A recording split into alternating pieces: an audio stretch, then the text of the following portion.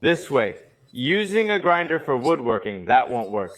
I used a grinder to modify a fun game for everyone. Remove the saw blade, take off the pressure plate, attach this gear wheel to it, hoist up the pressure plate for it, fit a gear wheel on the grinding machine. Then put this aluminum plate assembly onto the neck of the grinder. Use a wrench to fasten the screws of this aluminum plate assembly to it. Tighten both sides. Then, hook a chain on the entire guide plate. The entire pulley adjusts the chain bar tightly. Fasten this chain and guide plate to it. Hang the chain on the gear wheel. The guide plate is stuck on this pulley.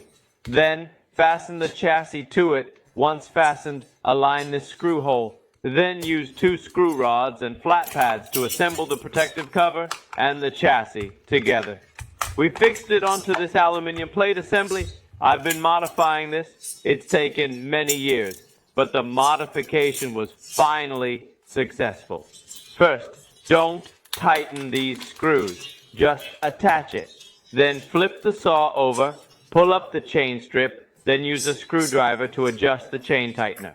Adjusting screw. Turning it clockwise tightens the chain. Allowing a gap between the chain and the guide plate is good enough. The chain can run back and forth freely on the guide plate.